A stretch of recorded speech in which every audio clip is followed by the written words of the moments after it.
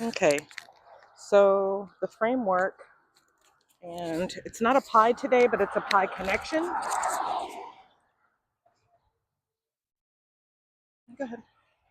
The pie connection for today is the blind baked crust,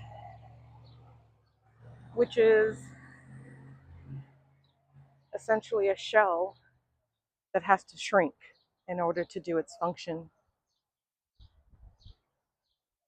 So, from my reading, I'm reminded of Gideon and trauma and identity. We have to look at the chemistry of a blind baked pie crust. What a beautiful yard.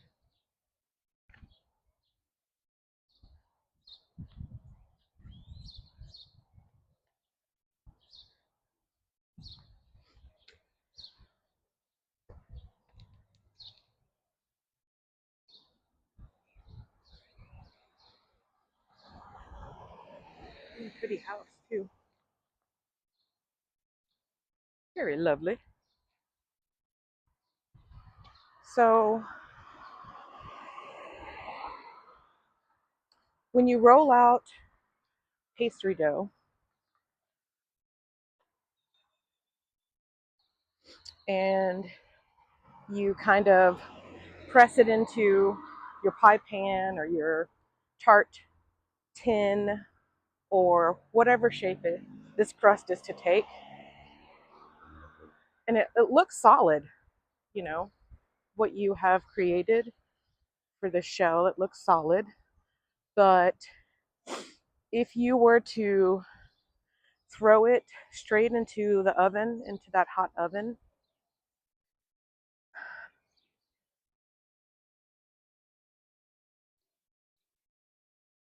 but if you throw it straight into that hot oven, unfilled, something kind of destructive happens. The water that's trapped in the butter that went into the crust expands, and pockets of air swell up across the whole crust, and it bubbles and it warps, and then it collapses inward on in itself. It collapses in on itself.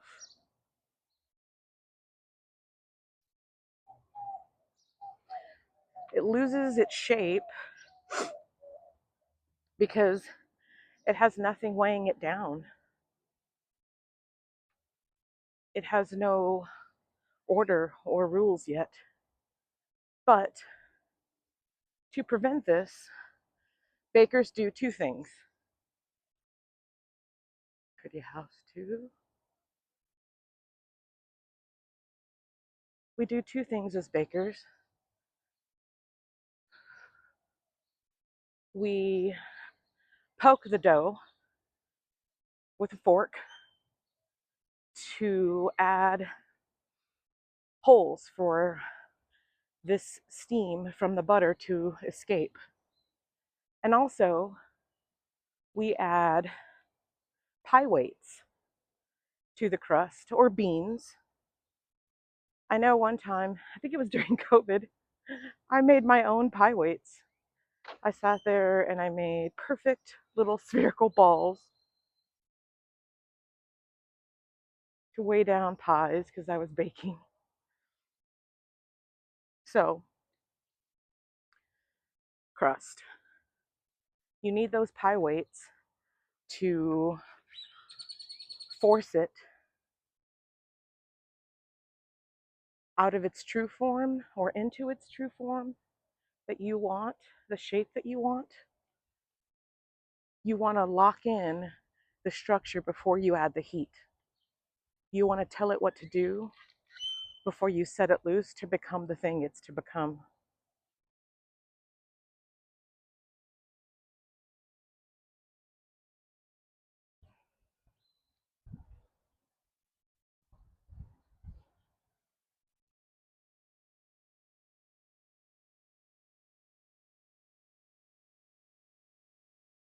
For a long time,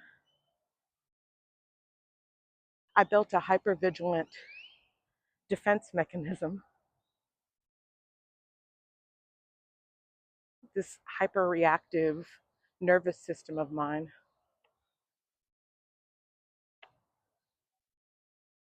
And my spending many years observing through my clinical behavioral decoding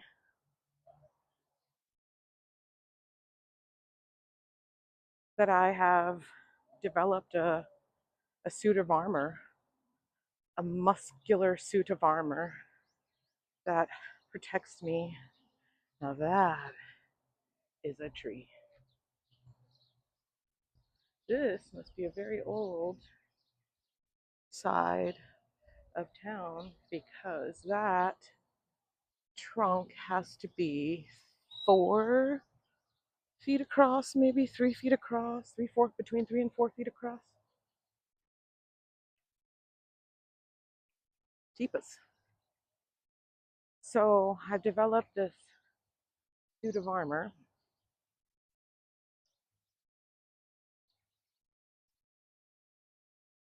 for protection. Let's go this way. Look at the beautiful roses. Man, I wouldn't be leaving these guys out here to wilt. Cut them and put them in a beautiful jar. I wonder what they smell like. Not so hot. How about these yellow roses? Look how pretty that is. Oh, now that smells like heaven. Oh, that's got like a little bit of peony essence, which is my fave. And they've got red ones down here for these hot pink. Oh, that's lovely.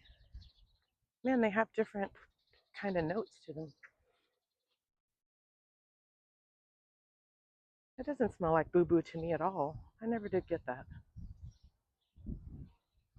So anyways,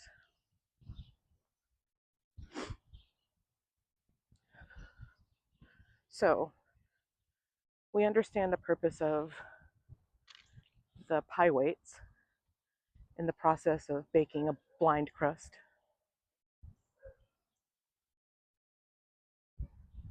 For me, this muscle suit of armor was my protective shell that I built to keep me from warping under the constant chaos of my environment in my childhood and my young adulthood, all the way up to middle age here.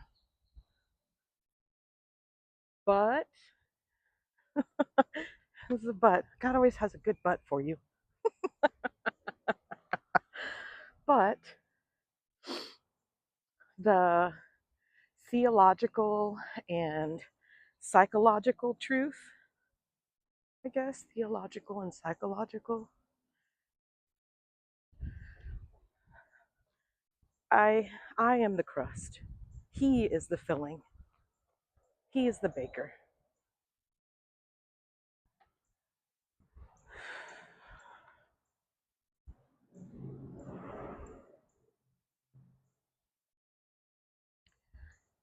I can't fill my life with simply survival mechanisms to function and call that purpose. Beautiful. There's so much character in these houses. I don't know what that crazy fence is back there, but it's lovely. Beautiful. Beautiful, beautiful. That house has soul. Somebody loves their home. That's a good feeling. So I feel like right now my weights are getting lifted. My structure has begun to solidify, and I'm being filled. And that emptiness that I carry and I have carried for so long is being filled with the filling that's for me.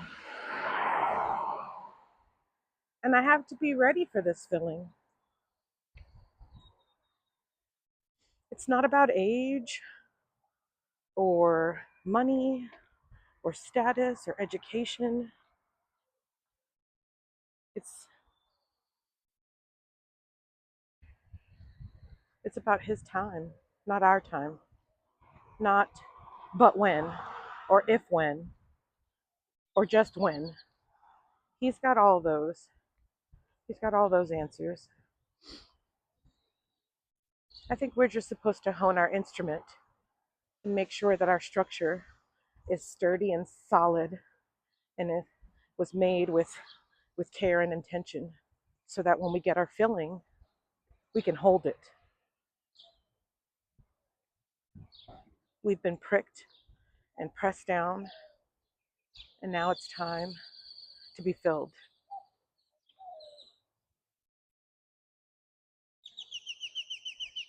I feel like I'm ready to be filled, poured into, and baked through. Because at that point,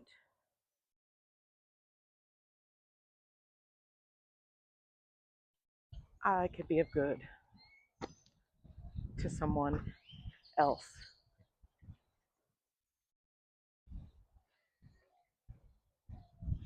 I can take that solid structure and that strong, blessed filling and go out and share that nourishment with others, share that joy, share that craftsmanship, share that recipe.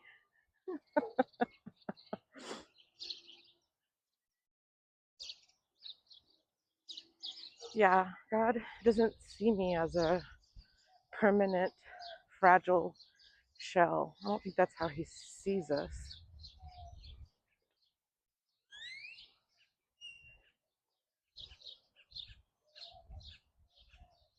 Mud patch.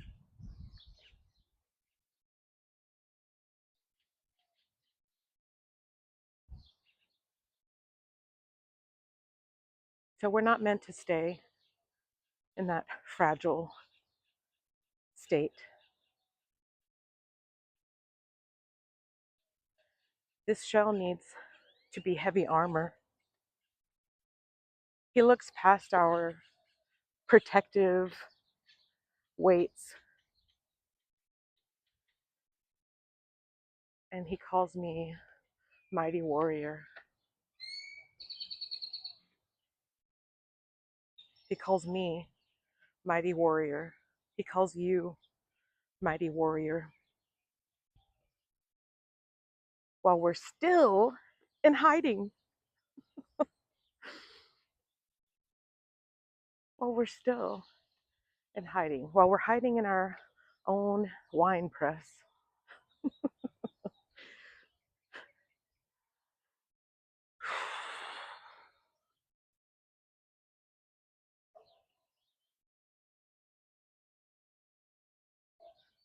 Pay attention to your pressing.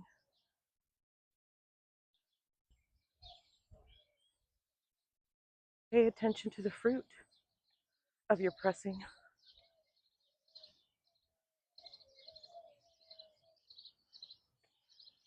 Because if you're pressing and you're not bearing any fruit, something needs to be examined, perhaps.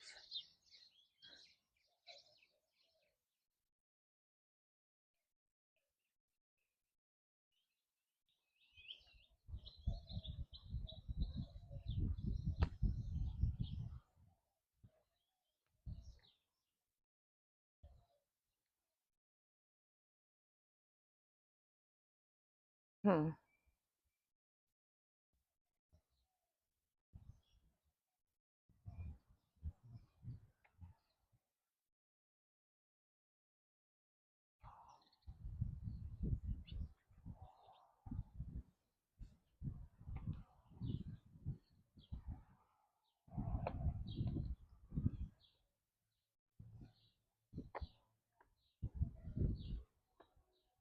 So I am unfinished,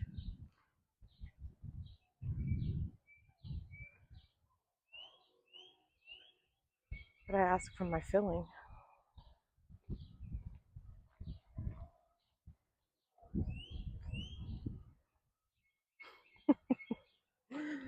Look at this. Look at this situation right here. I don't know if you can see that. This is a newly built home. And if you were to zoom in, you would see a very modern door, handle, lock, secure windows. But check out this fence here. Do you see the fence?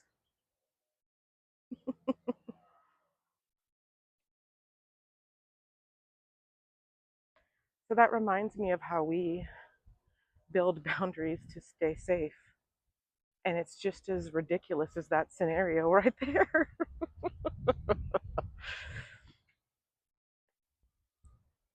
Not that these fences are put here, to keep out armies or marauders, but what a visual just to pop up at the right time.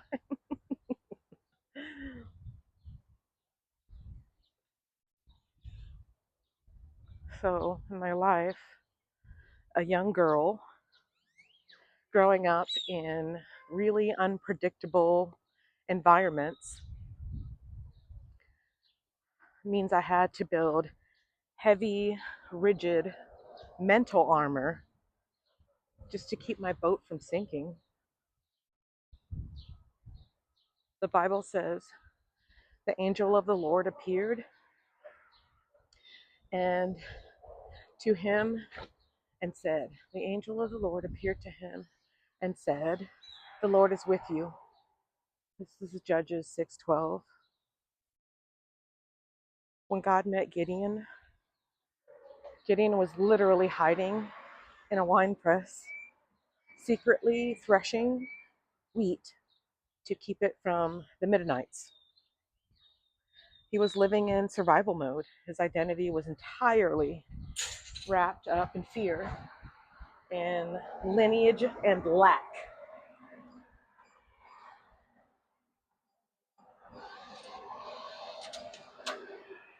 That bears saying again. It was tied up in fear, lineage, and lack, or lacking. I like lacking.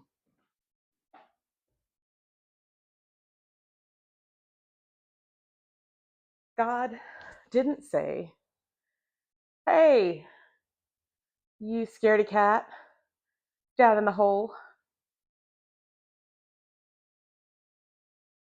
He spoke to the finished product that he can see, that Gideon couldn't. He spoke to the destiny.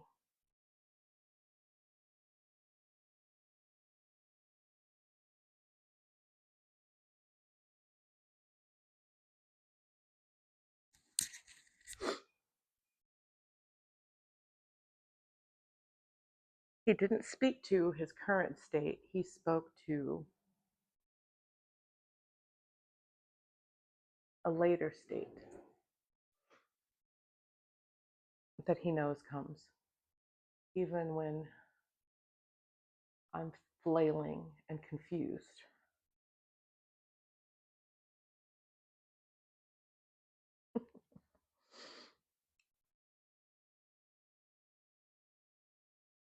So he's like, hey, coward, chicken, down in the hole. Maybe he didn't. Maybe he didn't have. He just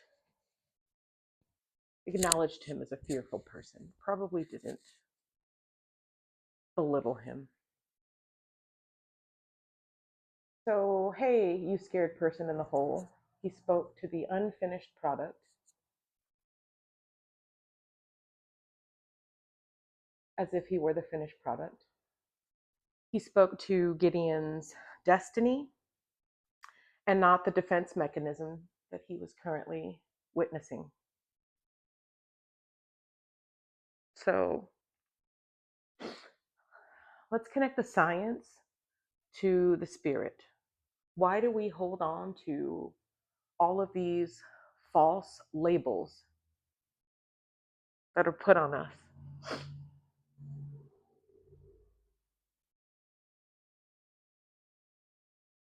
I think it's a survival mechanism.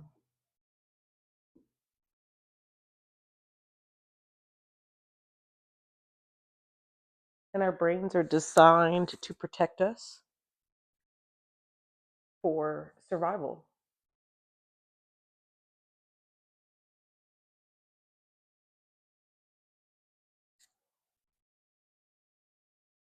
Yeah, brains are pre-wired for survival, but not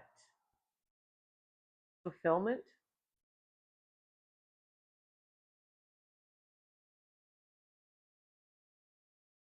I think we have to get that with our free will.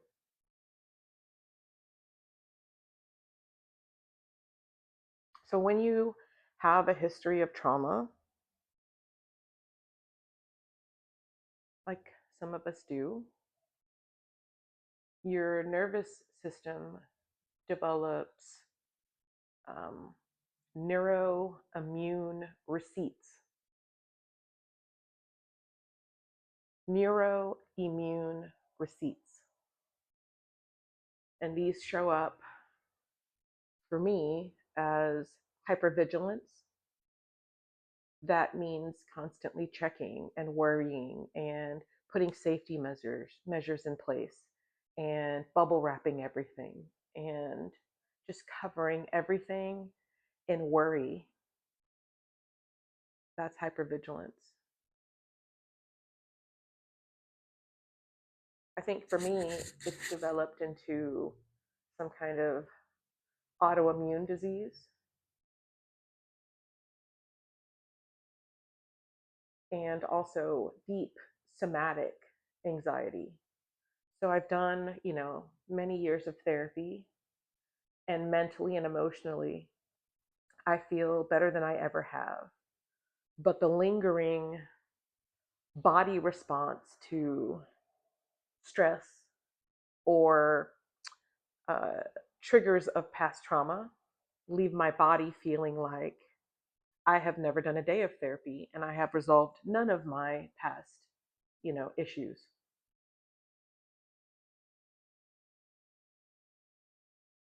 So now I am working on, I guess, managing, relieving the symptoms of um, trauma that linger in my body, even when my brain feels healthy. So your body learns to treat your entire world like it's a threat. It, yeah,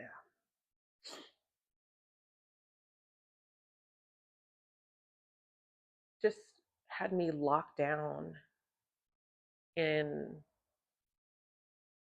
like a rigid, don't hurt me kind of stance all the time.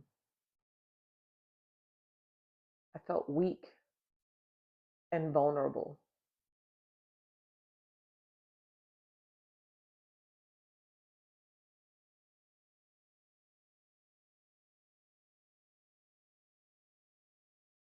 But this energy it just echoes to you that you are fragile, you're broken, you're just a bunch of diagnoses or crazy.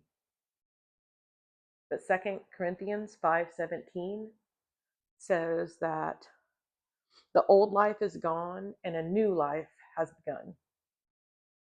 And that's not just nice poetry. What that is a structural mandate. It's a it's like the creators rearranged the Legos, from their original configuration, and now it's made a new thing. It means that neurological pathways and identities are allowed to stop running on old survival software that is constantly scanning for fear, scanning for rejection, scanning for judgment, scanning for disrespect. That's a big one. That's survival software. You wonder why, you know, she pops off all the time or he crashes out more times than you want to admit. They're running on survival mode software.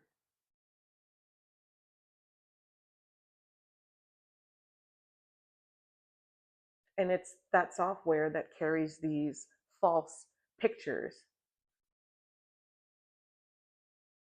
Like my mom believing that those vacuum lines, if she could just keep them perfectly geometrically aligned, it meant that she was okay, that she was doing a good job, that she was in control.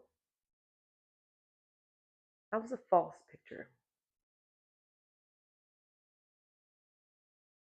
That was trying to find external perfection using broken code, broken, faulty beliefs. That is just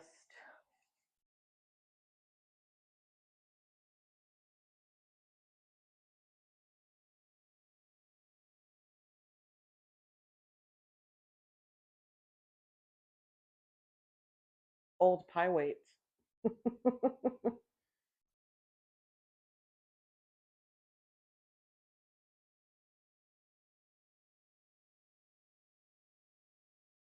Not the makers, pie weights.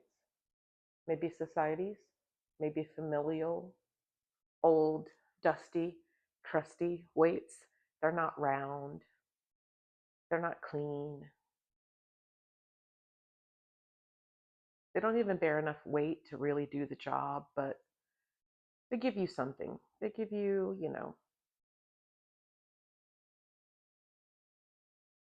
some protection, some direction.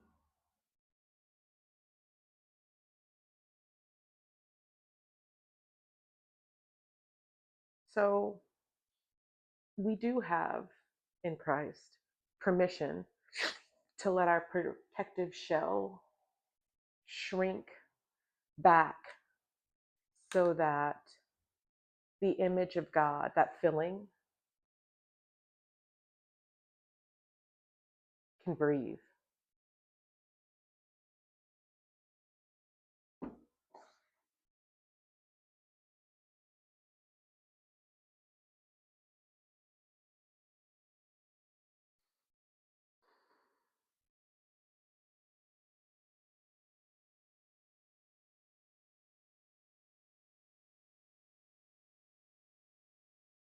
So, the armor audit. Right now, where is my body holding on to tension? Is my current physical muscle armor protecting me from an actual active threat today? Or am I punishing my nervous system based on an old childhood script?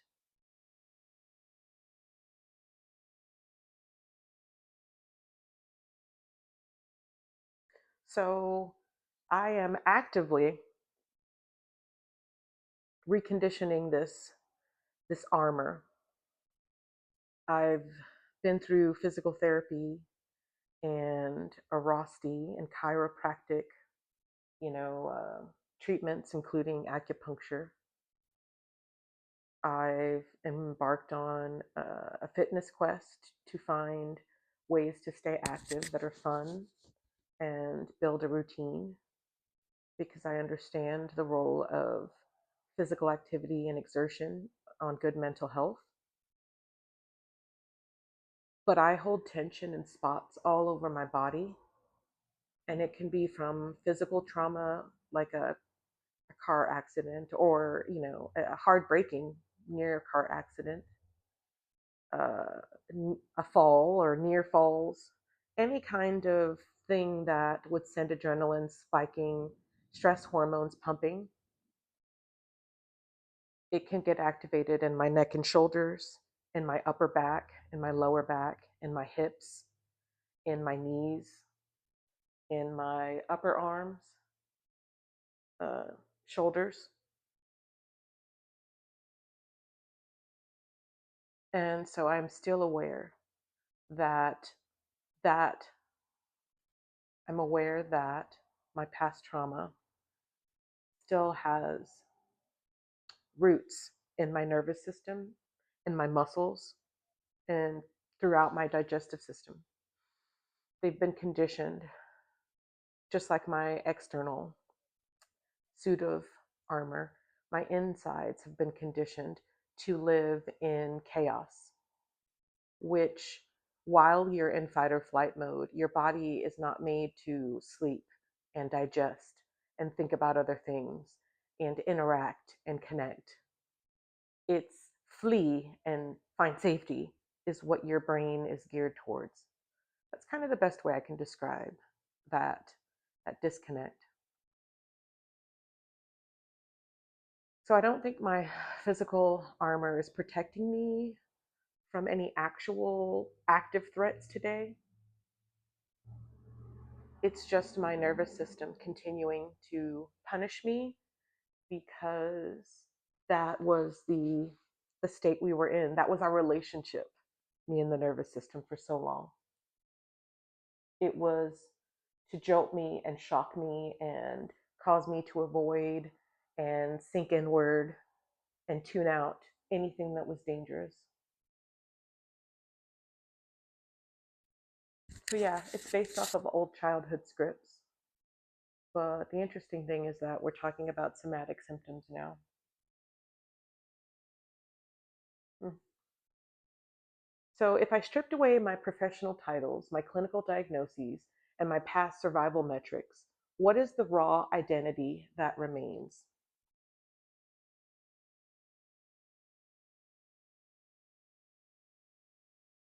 My raw identity without clinical titles.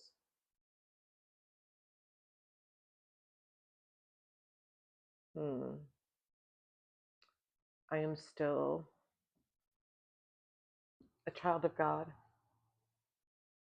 I am still desperately seeking His presence and His purpose on my life because I am eager to fulfill the reason that He put me here. I am eager to receive His blessings and protection so that I can further His kingdom.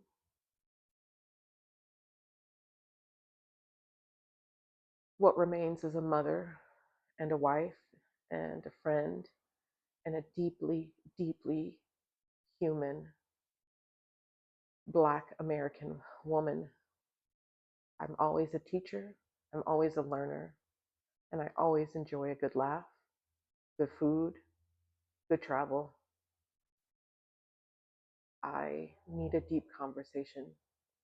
I need to be pushed and challenged. That's me.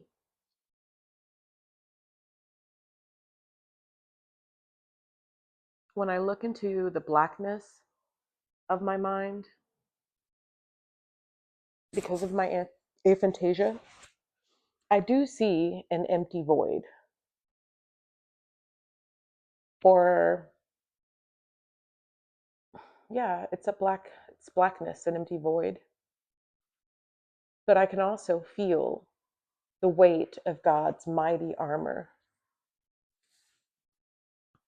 And that declaration, standing upright like a penny on its side, I can feel that. So, what's one defensive pattern that I'm terrified to drop because I've used it as a shield since age 9? What happens if I stop bailing water out of the boat and realize I'm already standing on dry land?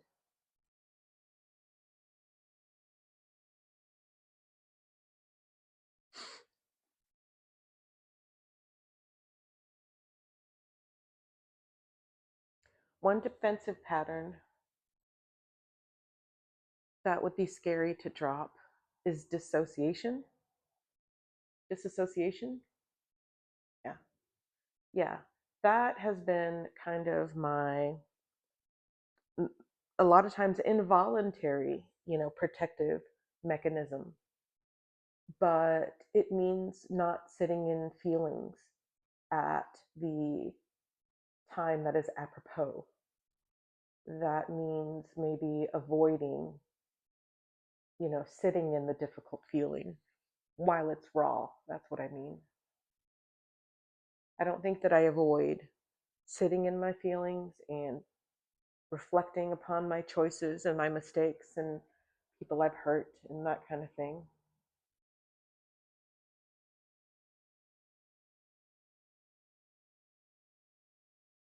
I want to be present 100%.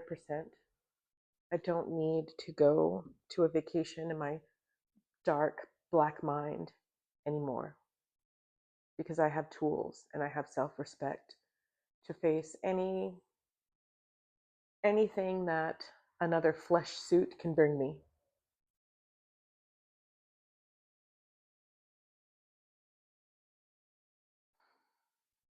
So, if I were to stop being able to do that, it would mean enduring a lot of boredom, a lot of frustration, a lot of unnecessary energy expenditure. That would be the result that I can see. So, anyways, I'm wrapping it up for today. I'm thinking about the blind crust that we bake in our own kitchens. We put those heavy ceramic weights inside the dough because we're terrified that if we leave it open and empty to the heat, that it will do what it does and bubble and warp and fall apart. Many of us have been living our entire lives without our psychological and emotional weights. We've left them still inside of us. We are hypervigilant, we are heavily armored, and we are calling our survival mechanisms our identity. But God is looking down into your wine press today. He doesn't see your anxiety or your family patterns or your formal diagnoses as the final word on you. He looks past the heavy armor that you built to survive your past, and he calls you a mighty hero.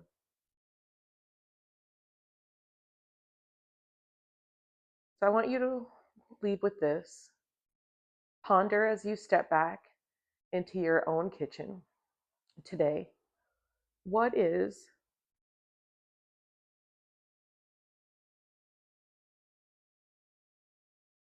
what is your heavy protective shell that you are still clinging to out of that same fear I have that if you let go, you will collapse under the weight of it all? And what would change if you finally trusted the Creator has already fixed your identity, entirely independent of your need to defend yourself? Let the weights go. It's time to fill the pie.